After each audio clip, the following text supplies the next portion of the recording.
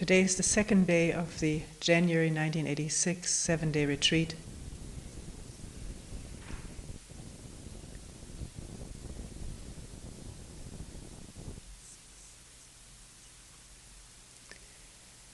We will take up several questions that were put in meetings.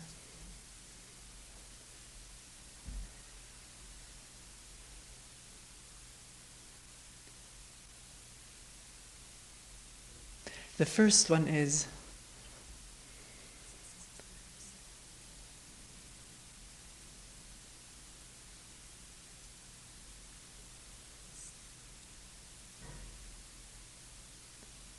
it is so difficult to make decisions. How do I make a choice?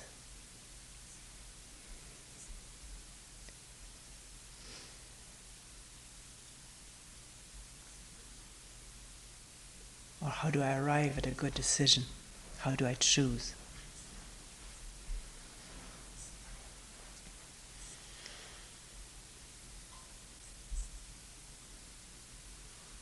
This question actually comes up in many meetings inside and outside of retreat.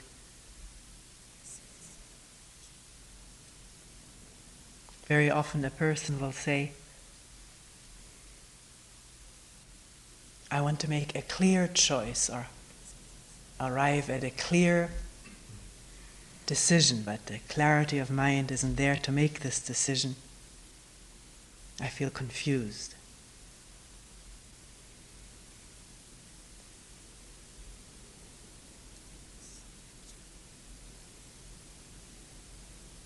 So one has to ask, what is the confusion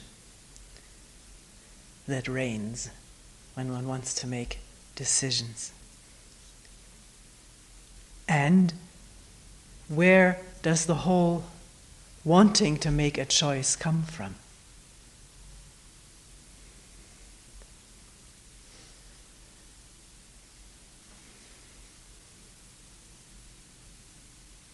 One person once said, at times I feel very clear, but then when it comes back to making this choice, whether to take this job or that job, for instance, then I get confused. And I want to be clear.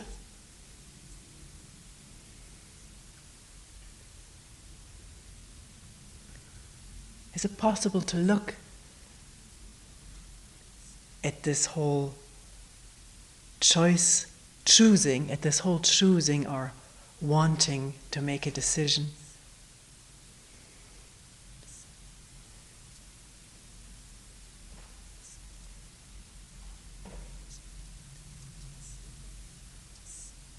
In terms of what does one want? And where does the wanting come from? The wanting for this job or that job, or being with this person rather than that person, leaving this man for another man, or leaving a woman for another woman.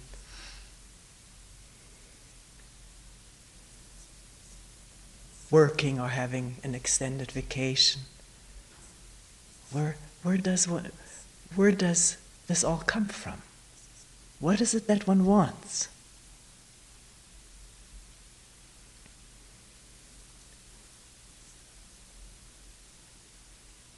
I think in most of these cases, if not in all of them, if one looks very detached, objectively,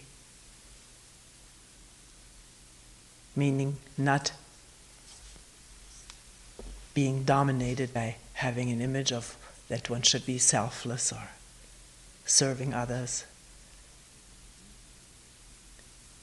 If one looks very factually, one will see that all of these choices or decisions come from wanting to gratify or please the self, oneself. That's putting it very crudely, but most of the time it is that crude. Not said judgmentally, but factually.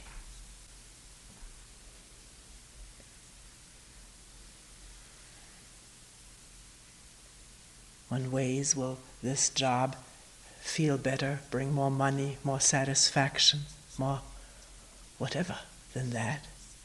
Will I feel happier in that one than this one? And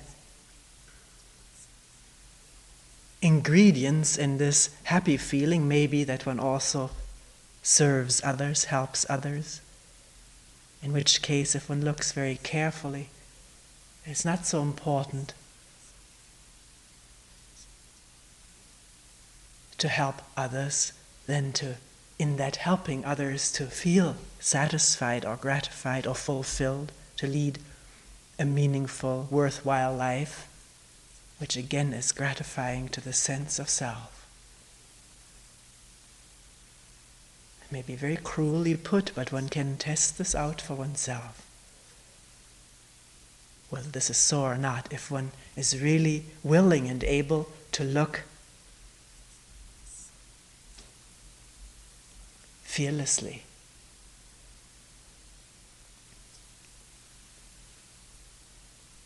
Without the image or images. And maybe because of decisions and choices coming out of self, this whole self mode of the human mind computer. Therefore, should I do this or that, because it is all based on what will be more satisfying to me and my family, maybe. Therefore there's confusion, because there's always another alternative. One could also do that, and maybe that would be more satisfying, or bring less problems, fewer difficulties, more money. And there's no end to the imagination to imagine even another possibility. And how does one even know whether this will work out that way, and then the satisfaction, gratification, or fulfillment will come back, will be garnered? Isn't it this which makes for this feeling of being confused, whether I should do this or do that? One isn't sure. That's another thing that was mentioned in this particular case in the meeting. One wants certitude that one has chosen rightly. Certainty. And in the absence of that, one feels doubtful. But what certainty is there? That a decision one makes for a job, for a move, for living with someone or leaving someone one is living with for someone else. What certainties are there in any of these things? And certainty of what? Of constant happiness, satisfaction?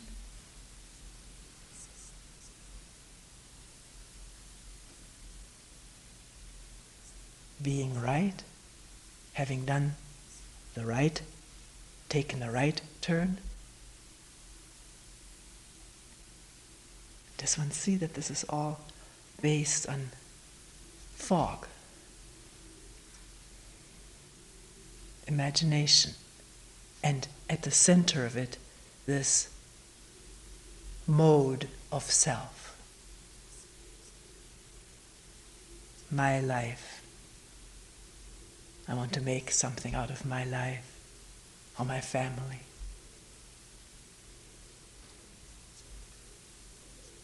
Even there, if one talks in terms of one's family, to look so honestly. Is it the family one is concerned with, or in what situation will the family give one the least trouble? May not be so, but one has to look squarely. To the extent that then one does, then there is not this confusion.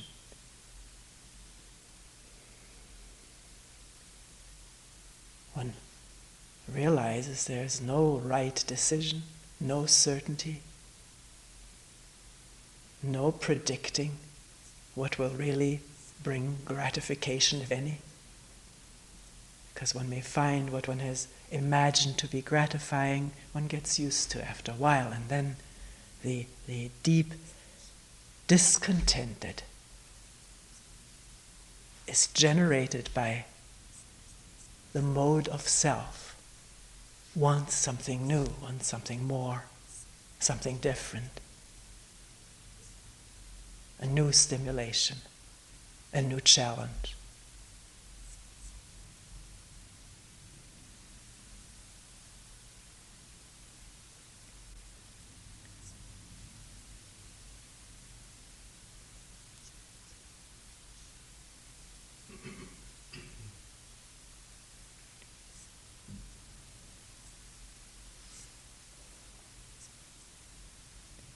So one can ask whether there is an action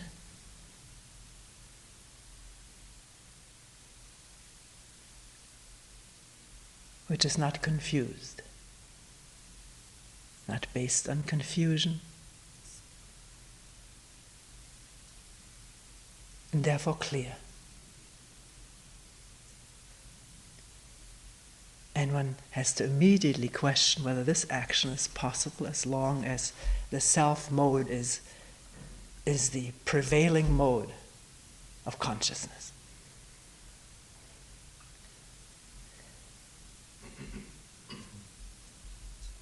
My ideas, my feelings, my past, my future, my needs, my satisfactions, in which is included the larger circle with which one identifies, family or group. As long as that mode is in action, which means the energy is cycling in that,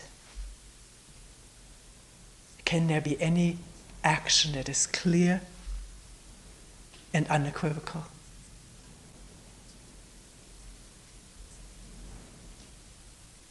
Which means without a motive, without a self-centered motive.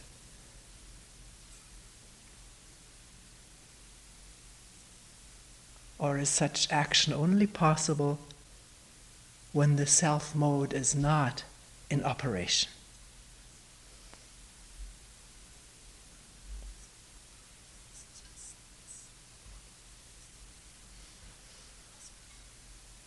When there is no concern for self-satisfaction, continuing in a certain way, becoming somebody, being somebody. That's all part of the self mode.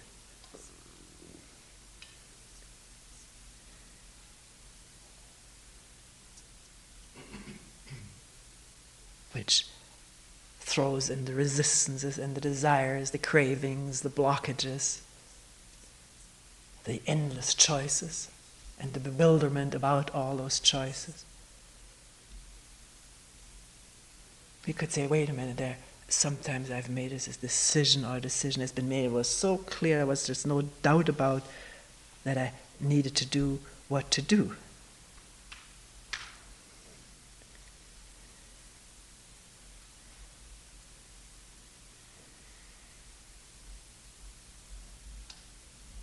I'm not trying to say that if one thinks of an example, it was the action of a fanatic, but I think the action of a fanatic can be used. For a fanatic, there's no choice. It's all laid out what to do.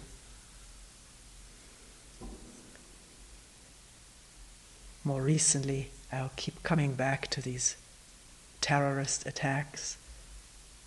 There has been this phenomenon of attacking and at the same time dying for one's religion or one's country, or the both of them.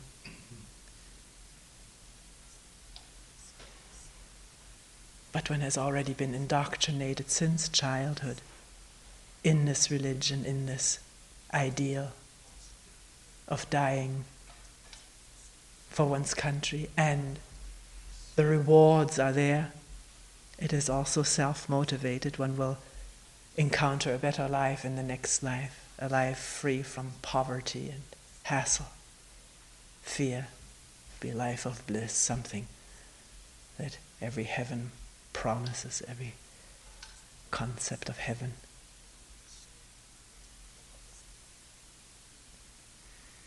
One may be so obsessed with getting someplace or doing something, or so involved with it psychologically, physically, that there's just this one thing to do, but this is not an action free of motive, free of self-centered motive.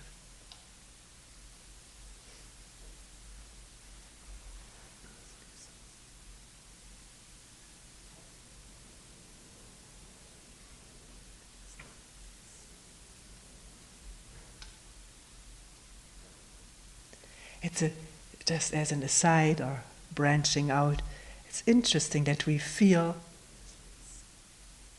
that we have the freedom to choose, and that we consider that a freedom, a precious freedom, to choose what we will learn, what skills we learn.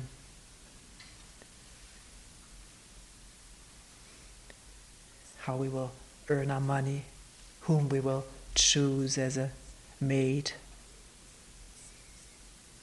what pleasures we will indulge in.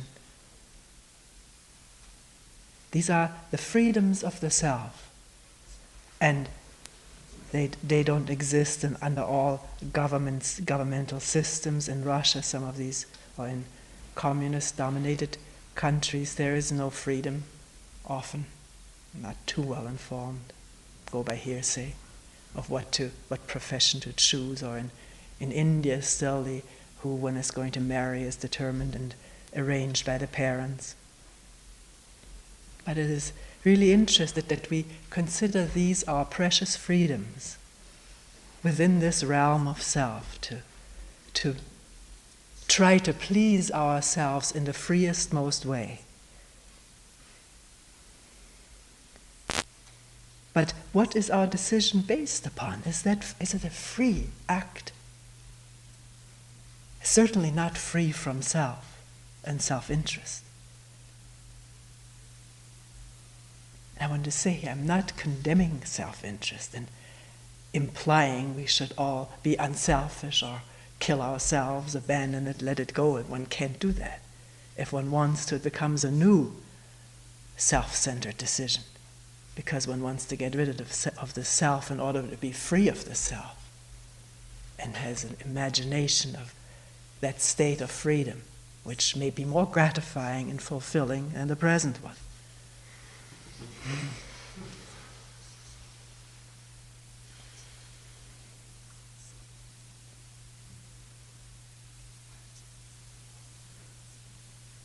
Let us say that the self is inactive. There is no wanting or craving or fearing.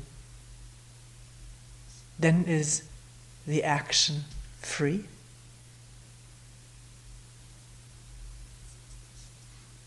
Or does one speak then of a free action? Free from something, free to do something? Or is it that the very instant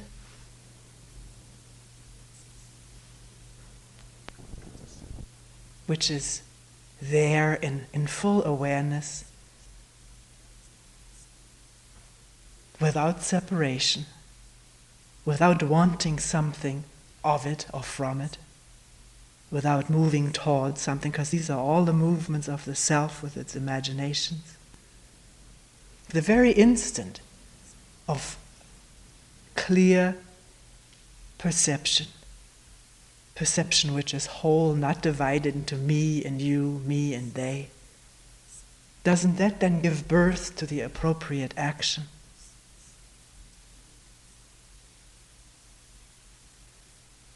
Oneself included, one is not separate from this instant and all that it includes. Everything. So when there's no self to sway and to weigh and to confuse and to want and to fear,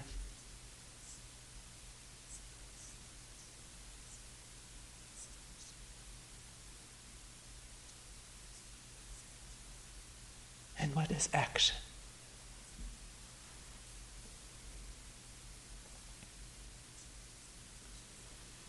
Then what is decision or choice? Or are decision and choice concepts and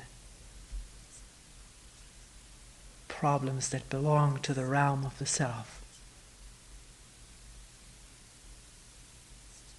This is something to look at in depth for oneself. Or maybe it's clear already.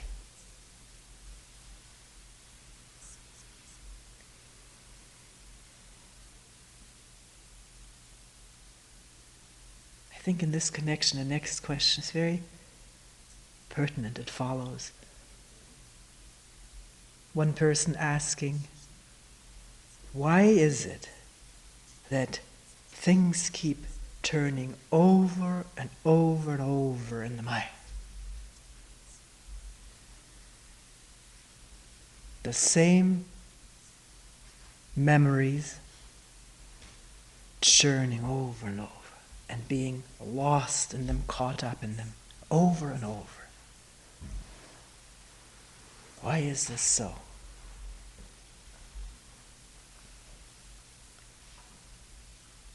I think all of us can attest to this thing happening in the mind that is without awareness, without insight.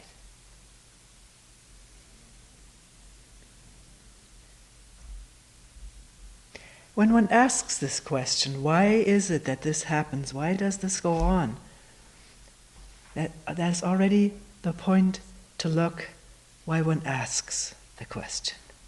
Does one ask it in order to get rid of what one is tired of? Because one has heard of or has once experienced another state which is not this recycling of psychological matter, past, present, and future? Is it that one wants to get rid of this, be free of it, want a better thing? That way of thinking itself is part of the material that recycles through the mind, wanting something better, wanting something different and be rid of what is bothersome and painful, get rid of it in one fell swoop without having to look at the mess.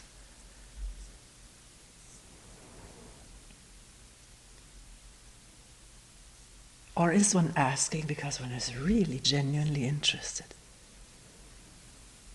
in this phenomenon of the mind constantly being occupied with going over old materials, and the future is projected out of these old materials? It's not a new thing one is dreaming of. The building blocks for one's future projections are the old materials, the old memory stores, traces, whatever you want to call them. If one is really interested, not just professing to an interest, but then not really following it up. One is really interested, one will observe what it is that makes that so satisfying in a way, and so annoying on the other hand.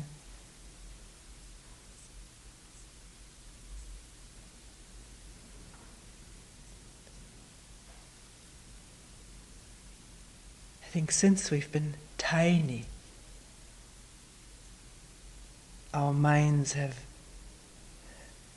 become loaded up with memory material. Maybe it's one of the survival mechanisms to remember something so one will not get burned twice.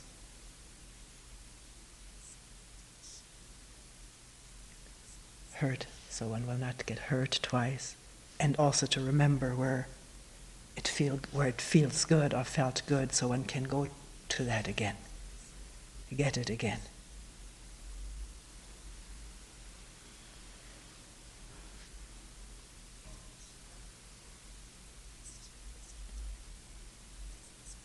Also, since we've been little, maybe not as the tiniest of babies, but as we get around and get into things which are a nuisance to the mother, there's this tendency to keep the child busy with something. We're told to keep busy, to do something useful, like I often mention this, coloring a book that is considered a useful occupation. Play games, do something. Don't just sit. Maybe that's why sometimes one feels guilty sitting. One has been told so much, don't just sit around.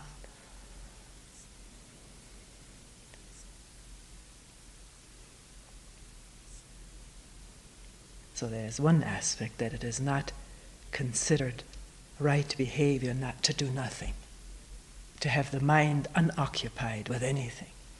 At least do your homework or something. A child who does his homework is a good child. And it doesn't get lost on us. That by occupying our minds productively, as it is called, we are favored. There's reward in this, in the attitudes of our elders, teachers, and parents.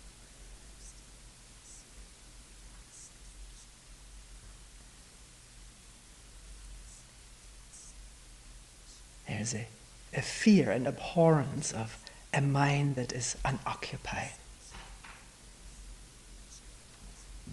that is just open, without any particular purpose, without any particular vantage point or knowledge to apply to what is going on. We should know what we see and what we do. Give ourselves an accounting of it.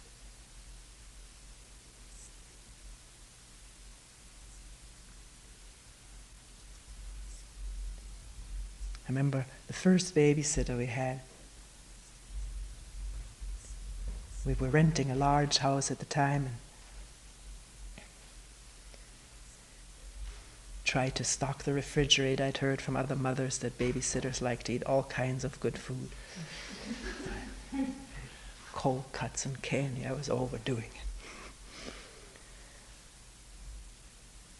And coming back, wondering how she had felt. It was not a young girl, she was in her 30s, a young woman in her 30s.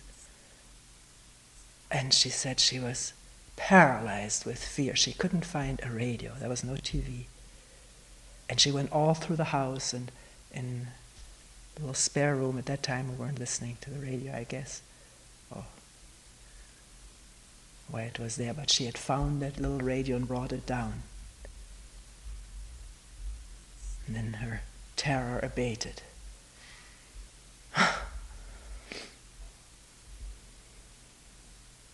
And I think this is what millions of us do when we come home into an empty, quiet house, to flip the radio on, so that there's something.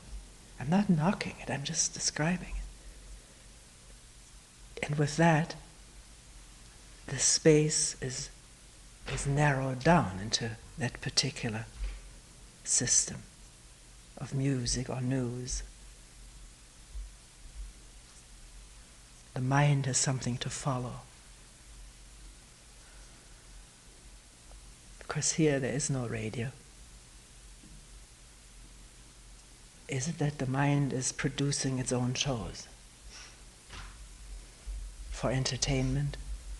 That's maybe one reason why the materialist played over and over again, particularly if it's pleasurable remembrances. Not to face emptiness or loneliness, nothingness. One plays programs. It's not a conscious decision, it just, the one immediately hooks into the other. The fear of facing loneliness or boredom immediately arouses the mind show, the memory show. So one reason may be for entertainment. One, we said, is just occupying oneself out of habit. That this is good to be occupied. The other is out of fear of there being nothing to entertain oneself. And then there's the whole aspect of the unfinished business, things that gnaw in the mind. An incident in which one has been hurt and did not have one's satisfaction of retaliating. It may sound very crude and cruel, but if one looks closely, there is this instinct, this impulse in us, already condoned and encouraged in the Bible and the Old Testament, to pay back eye for eye, tooth for tooth. This thirst for revenge, one can see it. It's put very horrifically, but one can observe this thing, put it any which way you want to, in little children who are prevented from doing something forcefully, angrily, from what they want to do, and the next moment when the force isn't there, behind the back maybe of the parent, or in the presence of a parent who now thinks of something else, it's done. One has to finish that. But it doesn't get finished. That's the amazing thing. The trace is not wiped out by finishing an act or getting in one's revenge. That doesn't wipe out the trace. The trace persists. It's almost strengthened. And one may do this over and over again. Unless there's some insight in this whole process. Insight wipes out traces, or let's say totally neutralizes them, pulls out the energy circuit. But just vicariously getting one's satisfaction in one's mind does not wipe out anything. It just reinforces the recycling of the matter.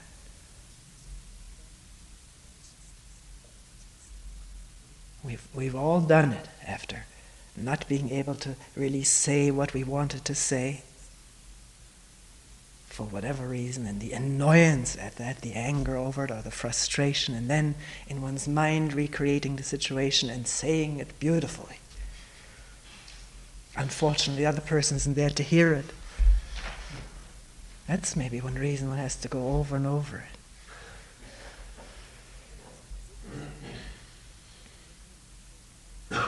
If one did say it directly to the person came back, and again one was stunned for something to say, the new trace is already there to be recycled.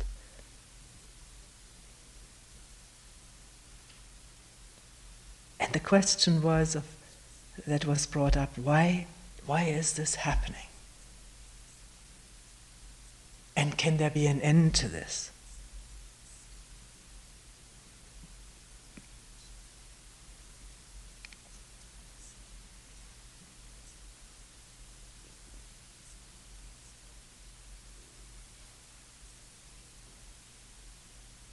First of all, is it possible to acknowledge it's happening? Observe it again dispassionately without passionately wanting an empty mind. Wanting to be rid of the headache of it, or the bother of it. Because then the attention isn't completely there. And then can attention be given without being sucked into the content of the thoughts?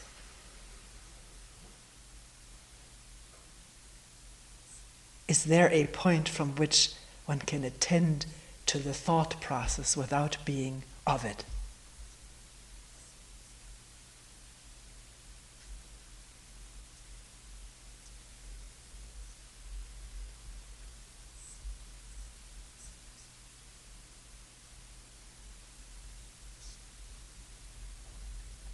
Actually, as long as there's a thought, that very mental process is not attention. Thought is not attention. Attention is not thought.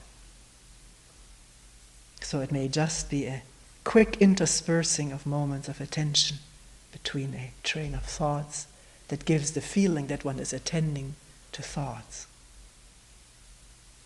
But it may actually be a back and forth which is so rapid that it gives the feeling as though both attention and thoughts are going on simultaneously.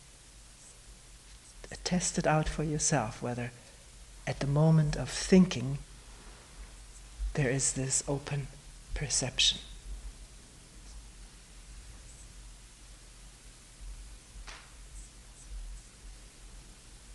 Or when there's open perception, thoughts abate.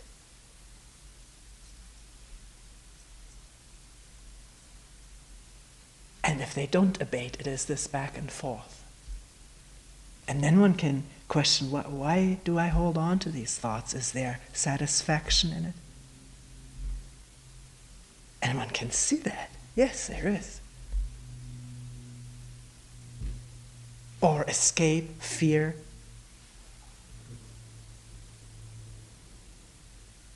Thoughts taking place because one will not face something fearful, frightening, painful.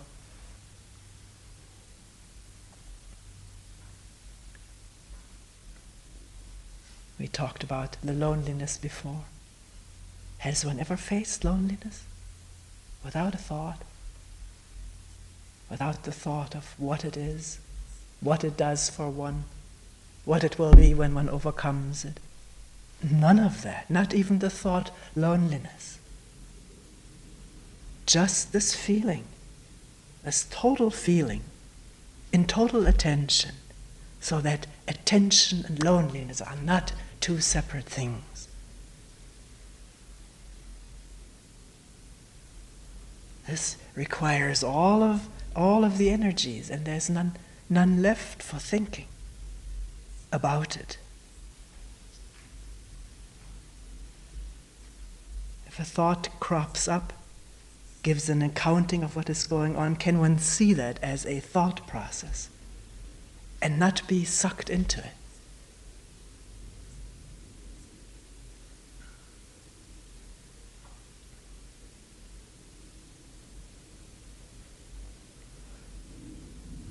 It's only when we become aware that there has been a thought process that we even come to this question. It was put, why does it have to go on? As long as it's going on, there is no one to question why does it have to go on. One is part and parcel of it.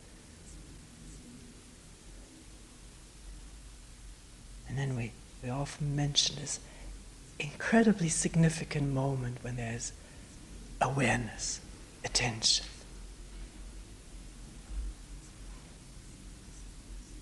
That has been churning, recycling, whatever, going over something. Then what happens at that moment of awareness?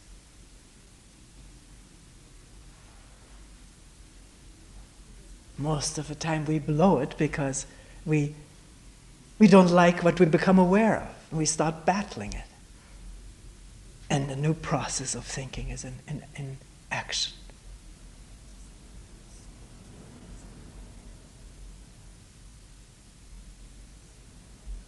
So at this precious moment of awareness, can there be just that? And to beware of an immediate judgment and reaction and action against this thing, of or wanting to remain with the dreams. Of course, if one wants to dream them to an end because they are so pleasant, then one will go on with it. Then why blame oneself later that one is always dreaming? We're so hypocritical.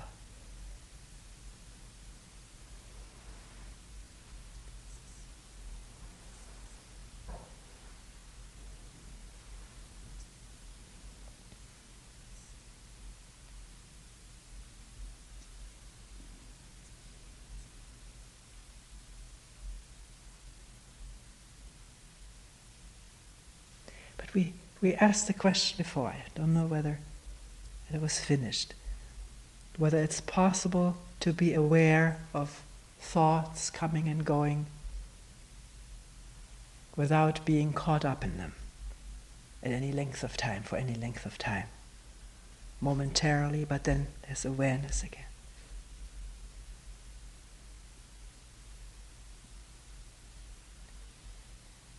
Can it be like standing down at that bridge? Culvert it is, it's not a bridge. And watching that stream go by, whatever is not yet frozen, and just watching it. It's flowing. It's moving. There's some clumps of ice on it, there's some twigs. There's a little whirl in it, a wave or a splatter, but just watching it move.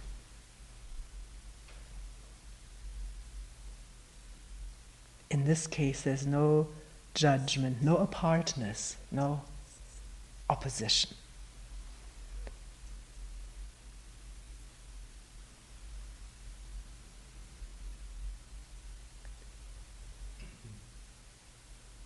No wanting something of it or wanting something against it.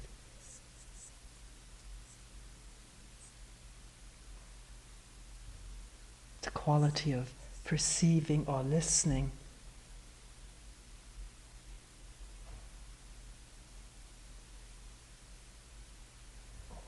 which is sufficient unto itself.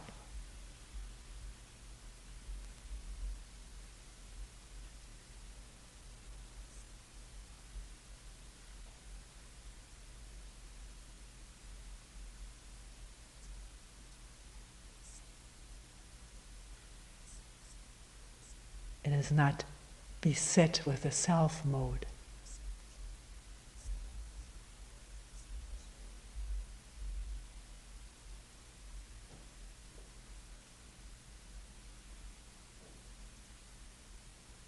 It's just listening, watching the river or the snow twirling there this morning or last night in all directions.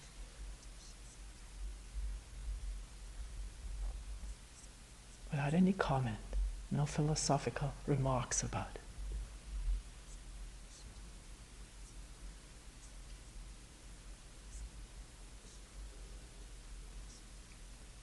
Very tempted to make one right now. These snowflakes, they don't have a self. No snowflake has a self. Just twirls around.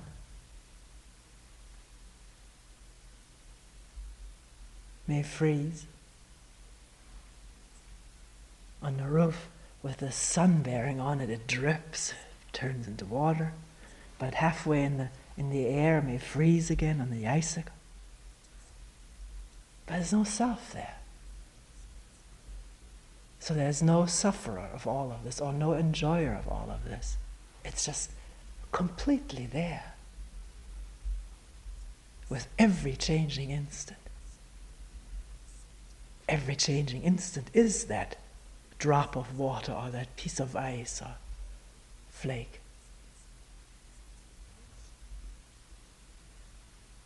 And in observing it, can the observation be just as without self? So it's not me and that.